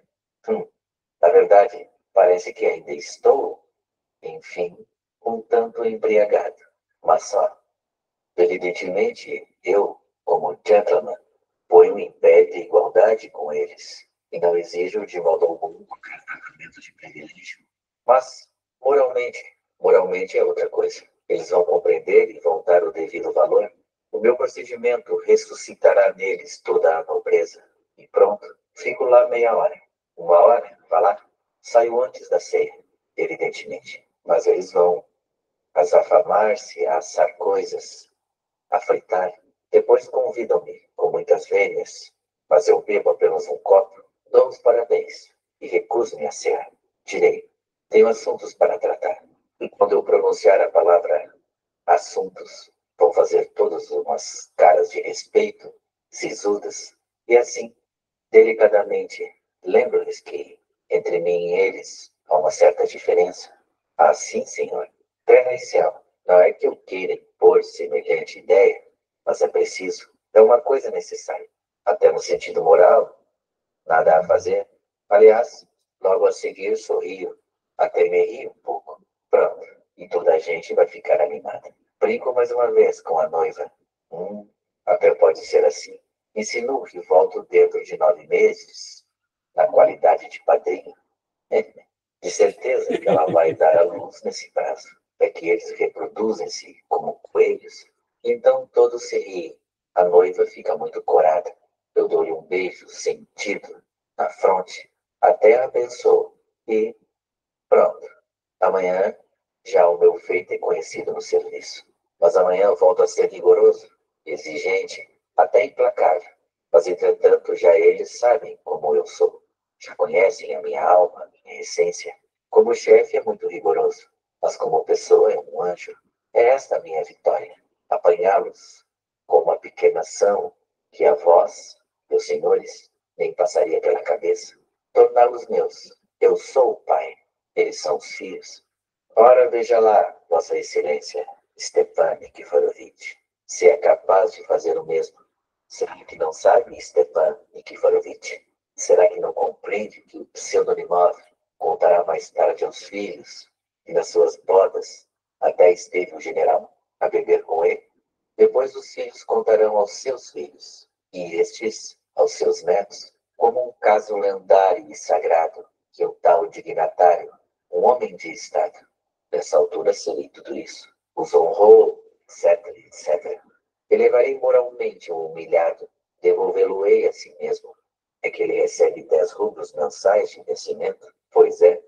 E se eu repetir isto 5 ou 10 vezes, ou qualquer outra coisa do gênero, adquiro popularidade por todo o lado.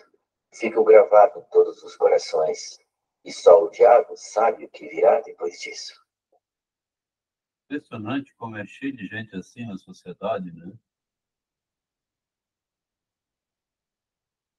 Não, é metafórico, né? Assim, não que é tudo isso, assim, mas tem esses também, né? Que se consideram concessões, assim. Fiz questão, né, da presença de fulano na minha festa, porque era uma pessoa importante, aí ele veio.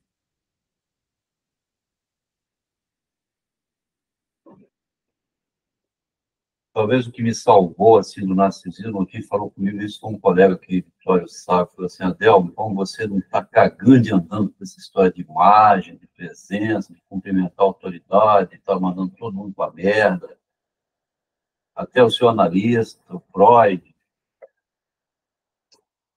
parece que te facilitou, né? Talvez facilite a compreensão, porque nós somos todos humanos do mesmo tamanho, né? Nós somos todos humanos do mesmo tamanho. Estava atendendo um garotinho que não fala nada, ajudando, assim, ver se consegue adquirir imagem no espelho. A Juliana agora surgiu com uma novidade aqui que ela não está acreditando. Ela falou assim, Adelmo, agora eu falo assim, Teodoro, dá essa xícara à tia Ana. Ele pega a xícara e entrega na mão. Bota essa xícara na mesa e bota. Ele era todo aleatório, não sabia o que dizia mesa, o que era pia, o que era... Nada assim dos nomes. Ele não falou uma palavra sequer, falou só a palavra pai. Né? Mas a partir disso que ele se apropriou da imagem dele, através da imagem que ele tem dele agora, ele consegue associar os nomes que ele ouve, os sons, com os objetos e alguns destinatários. Olha só, esse garotinho que nunca era aleatório completamente. Ela está insistindo em dar ordens, assim, ele está obedecendo a comandos, ela está dizendo. O Teodoro agora está obedecendo alguns comandos. Tá? Vai lá, entrega isso, bota a chave em cima da mesa. Ele vai ficar o tempo todo treinando ele. Pega a chave no chão, ele pega.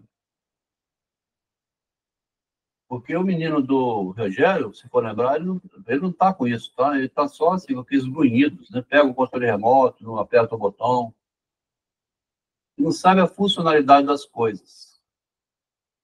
Então, quando você se coloca na posição meio que de analista, assim, você desce o nível seu lá no zero. Qualquer um é ser humano, pronto. Toda essa pompa aqui que ele diz, né? E os meus netos, né? Quer dizer, esse sentimento de superioridade que o Dostoiévski põe num personagem, porque ele é um escritor que está vendo isso na sociedade, com esse olhar crítico dele, isso é que coloca ele na posição, então, que o Nietzsche diz, é o maior psicólogo que já existiu, né? Antes do... Nem surgiu o Freud. Interessante é que, né, ele vai narrando como se ele estivesse ali, né, ajudando, né, que depois elevarei moralmente o humilhado, né? Na verdade, ele estava se elevando, né, querendo participar dali. Então, assim, essa contradição, né, nessa fala. É porque vai sentir superior, né? Bom, eu estava sem o meu... O Trifon sumiu, minha carruagem sumiu, eu estava perdido na rua, de repente eu me senti bem pra caramba, eu encontrei meu subordinado casando, cheguei lá, eles me deram uma cerveja. Entra, general, senta, né? Estraguei a festa do outro, mas assim, virei uma sumidade. Agora ele vai lembrar eternamente que no casamento dele, eu estive lá. Dostoiévski parece que ele entrava dentro da cabeça de cada um, e que naquele maquinário inteiro ele ficava ali moendo dentro da cabeça de cada um. Eu acho que, comparado a ele, só Machado. Eu fico na impressão, Márcia, que nesse ponto até o Dostoiévski é um pouco superior, porque ele fica dentro da cabeça da pessoa. O Machado ele fica na relação, como que Bentinho, né? Aquela Rosinha. Na objetividade ali, né? Na objetividade da conquista. A Rosinha viu chegar uma visita para visitar a Sofia. Opa, vou pegar isso para mim, vou casar com ele. Eu não quero ser prostituta igual a Sofia, minha antiga colega de faculdade, que hoje eu sou empregado doméstico. Vou pegar um que vem namorar com ela, caso com ele, ele me leva junto e eu viro esposa dele. Temos uma família, melhor na sociedade do que ganhar dinheiro dessa maneira que ela faz. Então, o Dostoiévski, ele não está nessa relação social, ele está dentro da cabeça de cada um. Porque é interessante, né? Você vai ler, por exemplo, um filósofo, né? Não é a mesma coisa, né? Assim, essa maneira de filosofar do Dostoiévski né? É uma coisa assim que obriga a gente a pensar, né? Por conta própria, né? Não é aquele conceito do... Não. Né, filosófico ali, é diferente. Ele faz uma filosofia psicológica dentro da mente de cada uma das pessoas. Primeiro, do velho que comprou uma casa e nem sabia de aniversário, não falava para ninguém. Segundo, desse que é todo snob, que o chefe viu que ele era todo assim e vai embora. Mostrando como é que é cada um por dentro da cabeça. Claridade. Assim, ou quase assim, raciocinava Ivan Ilitch. É que, meus senhores, a gente às vezes diz cada coisa mentalmente, sobretudo num estado um pouco excêntrico. Todos estes raciocínios relampejaram na sua cabeça no espaço de uns 30 segundos. E seria de prever que, depois de ter envergonhado mentalmente Stepan Nikiforovitch, Ivan Ilitch iria tranquilamente para casa deitar-se, e faria muito bem. Mas, infelizmente, o momento era mesmo excêntrico. Nem de propósito, neste momento desenharam-se-lhe, de súbito na sua imaginação desconcertada, as caras convencidas de Stepan Nikiforovitch e Semyon Ivanovitch. Não vamos aguentar. Ele está o tempo todo também se reportando aos dois generais superiores a ele. Tá? O tempo todo ele está se lembrando do que ele está fazendo em comparação com os outros dois que já não fazem mais isso, né? Voltava a ser Stepan Nikiforovitch, sorrindo com altivez. Secundavam Semyon Ivanovitch com o mais abominável dos seus sorrisos. Vamos lá ver se não aguentaremos, disse resolutamente Ivan Ilitch, e até o calor lhe subiu ao rosto. Saiu do passeio e atravessou em passo firme a rua, a caminho da casa do seu subordinado, o registrador Pseudonimov. Era como se uma estrela o atraísse. Entrou sem hesitações pela cancela aberta e, com desprezo, arredou um pequeno rafeiro felpudo e rouco, e, mais por conveniência do que por obrigação de serviço, se lhe atirou aos pés, a ladrar. Pelas tábuas de madeira chegou à entrada, sobre um patamar moderno que sobressaía em forma de guarita, e subiu por 3 degraus decrépitos para o átrio minúsculo. Ali, embora ardesse algures no canto um conto de sebo, ou uma qualquer outra iluminária rudimentar, tal não impediu que Ivan Ilitch, com as suas galochas, pisasse com o pé esquerdo a galantina que tinham posto ali, a arrefecer. Ivan Ilitch inclinou-se, espreitando com curiosidade. Descobriu ao lado mais 2 pratos, com umas geleias quaisquer, e mais 2 formas, pelos vistos, com manjar branco. No primeiro momento, aquele pisar na galantina envergonhou e logo lhe relampejou na cabeça que o melhor era fugir. Porém, considerou que fugir seria demasiado ignóbil. Ele entrou sem ser convidado, né? Todo aquele imaginário lá fora era na cabeça dele. Agora que ele entrou, ele fica sem jeito de ir embora. E vão descobrir ele lá dentro. Como é que apareceu o seu chefe aqui? Não sei, rapaz. É o seu chefe mesmo? Levando em linha de conta... O Dostoiévski vai criar um clima de estranheza, tá? Negócio horroroso, assim. Tomás, você imagina você numa situação que ninguém te chamou. Você chega lá, achando que tá abafando. Eu nem ia. Não sei se ele foi corajoso. Limpou apressadamente a galocha para esconder as marcas do crime. Encontrou-as, a palma delas, a porta forrada de feltro. Abriu-a e viu-se num pequeno vestíbulo. Metade do aposento estava atulhada por capotes, peliças, sobretudos, chapéus, cachecóis e galochas. Na outra metade, instalavam-se os músicos. 2 violinos, uma flauta e um contrabaixo. Ou seja, 4 arrebanhados, evidentemente, na rua. É porque era um funcionáriozinho de boteco, né? Assim, que casou. Deve ter chamado João, Pedro, Joaquim, que bate uma sanfoninha aí no boteco, falou assim, vamos lá animar meu casamento? Sentados a uma mesinha de pau tosco, à luz de uma vela de sebo. Parece que ele entra numa paranoia, né, quanto a isso. Através da porta que dava para a sala, entreaberta, viam-se os dançarinos no meio da fumarada de pó, vapores e fumos. Reinava ali uma alegria desvairada, ouviam-se as gargalhadas, os gritos e os guinchos das mulheres. O barulho dos cavalheiros a baterem os pés era como o de todos os cavalos de um esquadrão. Por cima de toda aquela balbúrdia, soavam os comandos do mandador das danças. Pelos vistos, um homem extremamente desembaraçado e até desabotoado. Cavaleiros, à frente, shame the dance, balances, etc, etc. E Lilith, com certa emoção, tirou a pelícia e as galochas, e com o chapéu na mão, entrou na sala. Aliás, já não raciocinava. No primeiro momento, com toda a gente a acabar de dançar a quadrilha, ninguém reparou nele. Como que ensurdecido, Ivan Ilitch estava ali parado, sem poder enxergar nada claramente no meio daquela confusão.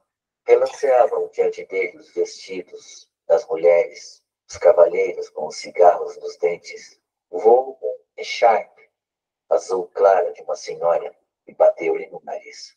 Atrás dela, num arrebatamento louco, galopou um estudante de medicina com o cabelo em turbilhão.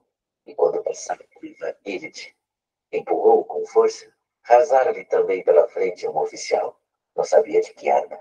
Esgalviado como um poste, alguém gritou, correndo e batendo com os pés. Numa voz esganiçada, pouco natural. Pseudo de música. Debaixo dos pés, Ivan Ilitch sentiu qualquer coisa peganhenta. Pelos vistos, o soalho tinha sido encerado. Na sala... Fala, Márcia. Você levantou a mão, Márcia? Não. É interessante que a forma de narrar, comparando a Machado, né, por exemplo, que o Machado, ele narra mais as expressões, né, das pessoas, né? Ele não, né? Aquele cachecol daquela cor, né? Ele narra mais as coisas, assim, né? E o Machado pega nas expressões faciais, né? Aquela sobrancelha arqueada, o olhar. Aqui nessa confusão, eu lembrei do famoso casamento da mamãe, que ela passou uns 30 anos dizendo que um dia ele não me atraiu para o quarto, tudo pegou a navalha, botou no meu pescoço, um pau-bodó desse, um poeirão enorme, né? Aquela saia rodada, talvez esvoaçante. Aí chega lá um antigo paquerador do bairro inteiro, que andava com um cavalão, assim, um chapéu, Altieri, que tinha os olhos verdes. É, mamãe, tinha os olhos verdes, passava com um cavalo, assim. As moças suspiravam. No meio daquela confusão, ela tirou ele para dançar, ele tirou, ela foi dançar esvoaçante, assim, meu pai ficou ali, rapaz, ele era um Zé Ninguém, né, um Zé Mané. Você imagina a loucura. Disse, mamãe, a senhora sempre contou essa história, eu nunca te falei nada, mas vou te falar uma coisa, a senhora tem que dar sorte de não estar morta, hein? Foi ali que a senhora virou mulher dele, né? Porque senão a senhora ia sair dando pelo bairro inteiro, pelo jeito, porque a senhora casou com um homem, mas estava dançando com outro, que era um paquerador, que merda é essa? Como dizia meu pai, agora vê se sossega, né? Pois a navalha Sossega o facho, né, mulher? Meu pai era assim, por exemplo, você tá gangorrando na cadeira, vai cair. Na hora que cair, ele falava, agora vê se sossega. Isso, sério. É um negócio doido, né? Porque ele entrou ali dentro e tava aquele ambiente todo, assim, do Corrobodó e todo mundo. Aí chega o general lá, o chefe. Bastante espaçosa. Havia uns 30 convidados. No entanto, a quadrilha não prosseguiu. Acabou ali. E quase de imediato, aconteceu o que o Ivan Illich imaginara nos seus devaneios no passeio. Perpassou um qualquer rumor, um sussurro fora do comum, pelos dançarinos que ainda não tinham tido tempo de recuperar o fôlego e limpar o suor das caras. Todos os olhos, todos os rostos se iam voltando para o recém-chegado. Depois, houve um movimento de recuo. Todos retrocederam. Os que ainda não tinham reparado nele eram puxados pela roupa para lhes chamar a atenção. Então olhavam e punham-se a recuar como os outros. E Illich ainda estava parado à entrada da porta, sem avançar. E entre ele e os convidados ia se abrindo uma clareira cada vez maior, deixando no chão coberto de papelinhos, dos confeitos, bilhetinhos e pontas de cigarros. De repente, entrou neste espaço, timidamente, um jovem com farda de funcionário, o cabelo aos tufos loiros e o nariz aquilino. Avançava curvando-se e olhando para o visitante inesperado, tal qual um cão olha para o dono, que o chama para lhe dar um pontapé. Boa noite, Pseudonimov. Não me conhece? Disse Ivan Illich, e sentiu no mesmo instante que o dissera sem jeito nenhum. Sentiu também que estava, naquele momento, a fazer uma grande asneira. Que merda! Vossa Excelência, tartamudeou Pseudonimov. Assim está bem. Entrei aqui por puro acaso, meu amigo, como tu próprio deves compreender. Mas Pseudonimov, pelos vistos, estava incapaz de compreender, fosse o que fosse. Esbugalhava os olhos, perplexos de todo. Não me vais expulsar, suponho eu. Quer queiras, quer não, tens de receber o visitante. Continuou Ivan Illich, sentindo que estava a embaraçar-se e a mostrar uma fraqueza indecente, que queria sorrir e não conseguia, que o relato planeado sobre Stepan Nikiforovitch e Trifon se estava a tornar cada vez mais impossível. Quanto a Pseudonimov, nem de propósito, não saía do seu estado de pasmo e continuava a olhar com um ar idiota. Ivan Illich estremeceu de desgosto. Pressentia que, de um momento para o outro, cairia numa inverossímil situação de confusão.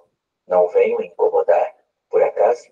Vou já embora, disse com esforço, e uma veia tremeu-lhe na comissura dos lábios. Mas Pseudonimov já caíra em si.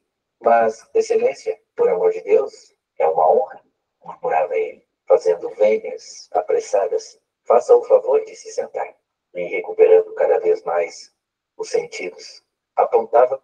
Quer dizer, devia te perguntar assim, o que você veio fazer aqui, hein? Ô, Márcia, você veio fazer o que aqui nessa festa? Ninguém te convidou, não. Mas eu não sou amigo aqui, não. Mas... Eu sou tão narcisista que nem entrar lá eu ia. Você não está sabendo, não, que aqui estão... costuma pagar mico, né? Os jovens falam assim, me deixa longe da porta da escola. Mamãe, pelo amor de Deus, me leva lá dentro, não, que não sou mais um bebê. Olha, o mais interessante, né? Como é que o narcisismo é ambíguo, né? Por exemplo, eu não entraria, né? Porque eu sou narcisista, e ele já entrou para ser o maioral na festa, né? Então, é a ambiguidade, né? Não, é porque falha, né? É a falha, a cisca do Freud mesmo, assim. Você não está vendo, como Tolstói, que os personagens, é a angústia dele. O Dostoiévski é 1000 vezes superior ao Tolstói, né? Porque ele já foi narrando desde o início, vendo as cabeças, e com isso tratando a existência pessoal dele. Enquanto que o Tolstói estava fazendo igual um Chico Anísio, assim, piada de salão, ou seja, a narrativa como se fosse desconexa, né? Ou não se vendo, né? Mas eu falei Chico Anísio, eu não sei, talvez o Chico Anísio se visse o tempo todo, justamente por isso que ele era um bom humorista. Mas tem aqueles que parecem o... Enfim, é isso aí, né? Você então não percebe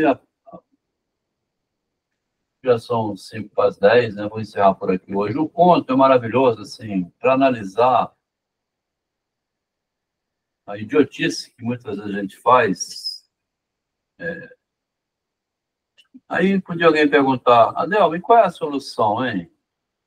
Não tem, né? Não tem como você deixar de ser um nascido do mundo, né?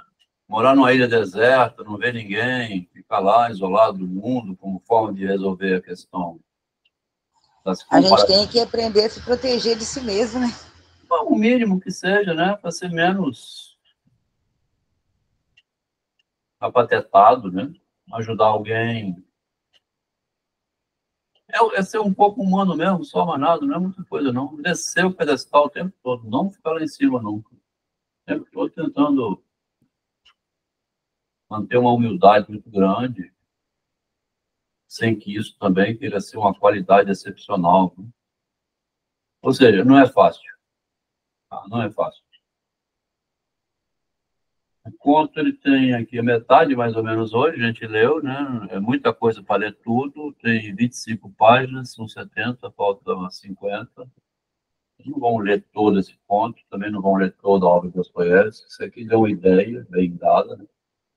E com a curiosidade, para quem quiser levar até o fim na leitura individual, assim, como é que vai terminar isso? Esse Ivan, que é um general, já meio de caminho, acabou de ser promovido a general também. Ele está assim, com essas estrelas todas, ele chega no ambiente, abre a capa assim, para mostrar as estrelas, né? O general sóbrio, ele não precisa disso. Primeiro que nem vai no lugar desses. Ele tem uma desconfiança interna que ele mantém um circunspecto, igual o outro lá, né? Não falava aniversário. O outro já era o extremo ao contrário. É interessante porque faz lembrar aquele conto do Machado, né? Que esqueci o nome. Não, né? Tinha virado alferes, né? E ele precisava ser reconhecido pelo outro, né? Isso aí também, né? Ele estava precisando ser reconhecido pelo outro ali, né? Aqui tem muitos contos do Machado, Márcia, que lembram essa ligação. Um deles, que é o mais forte, talvez, é o Rubião, né? Que era um simples professor lá em Barbacena. Ao mesmo tempo, ele dava um atendimento a um senhor, que era o Quincas Borba, que era mais pensador, tinha uma biblioteca, uma herança, assim, que deixou para esse professor Rubião, e que com a fortuna toda que ele teve, ele destruiu a vida dele. Foi para o Rio, comprou uma mansão, lá o Palha com a Sofia tomaram tudo dele, ele perdeu o caminho da vida, voltou para Barbacena, numa temporal enorme com um cachorro, morreu no meio da rua. Então, como que nessa relação a gente pode se estrepar, né? Falar essa palavra, se estrepou todo, né? Não era da dimensão dele ganhar aquela herança, né? Sobre o que fazer com aquilo. Então, assim, eu vou terminar esse ponto por aqui, né? 10 horas da noite. É uma leitura bem diferenciada das outras e serve para ver, assim, como que o Dostoiévski, devido talvez ao Marx, que estava no auge, né? Vamos lembrar que o conto começa aqui E nós estamos na Rússia, né? É lá onde aconteceu a Revolução e os 10 dias que abalaram o mundo, não foi? A Revolução Russa, ela durou, foi coisa de foguete, né? Não foi assim, essa guerra da Ucrânia que não termina nunca. Vai dizer que no começo, né? Essa história maligna aconteceu na altura em que se iniciava com toda a sua irrefreável força e tanto ímpeto, ainda ingenuidade e comovente, o renascimento da nossa querida pátria e a aspiração de todos os seus filhos gloriosos a novos destinos e novas esperanças. Empurrado tudo isso por Karl Marx, né, por trás, de alemão. 8 anos depois desse encontro, surgiu a Revolução, a Comuna de Paris, e foi durante, espalhou pela Europa, chegou na Rússia em 19, com Lenin, né, 1915, 16, 17, 18, terminou na Revolução Russa,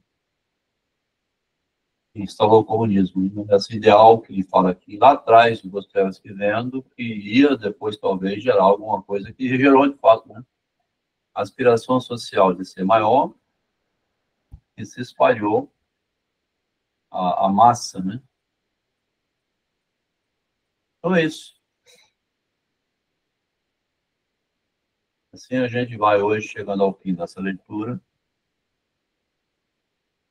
que a compreensão, então, da relação de rivalidade no interesse de ascensão social. Obrigado, Andréia, pela presença. É interessante, Adelmo, porque, assim, desde nova, né, que eu li Dostoiévski, e nunca tive essa compreensão, né? Essa compreensão veio, né, com o grupo, né, com a sua descoberta, né, com a sua forma de enxergar que ajuda a gente a abrir a cabeça, né? Então, assim, eu já era encantada com Dostoiévski e agora estou mais ainda, né, a partir dessa nova visão. Muito bom. E que ao mesmo tempo é que você sempre teve e nunca viu que tinha, né? Você via a sua irmã, via o seu irmão, seu filho, o marido, a namorada, um levando vantagem do outro. Você via, mas não raciocinava isso lá dentro também da cabeça do Dostoiévski como escritor, né? E o Freud tentando corrigir. Mas, no fim, a rivalidade da empresa, né? Quando a gente vê um colega... Enfim, a vida toda, né? Todo lugar, rivalidade e narcisismo, assim, um querendo alguma diferença, que seja. A leitura, né, dessas grandes obras com essa nova visão, né, que se trouxe para a gente, né, assim, fica muito diferente, né? É porque tira o heroísmo, né? Tira o heroísmo, tira a vítima, né? A mamãe lá com 30 anos falando, depois daquilo ela nunca mais abriu a boca. Você acha isso, meu filho? É claro, mamãe. É a noiva de um homem ali, vai sair dançando com uma... Tá tonta. Nem a Marta, que é engenheira da Vale, estava lá comigo, assim, nas festas, ela vai dançar com todo mundo e largar o marido dela no canto. Puxa vida. Então eu devia estar doida. Parou de ficar com essa narrativa de vítima. Tá vendo a diferença que você acrescenta, né? Dá um ganho, melhora para todo mundo, né? É vantajoso. Obrigado, pessoal. Boa noite. Ela aprendeu como defender a família. É isso aí. Boa noite, colegas. Vou desligar, então. Tá. Obrigado.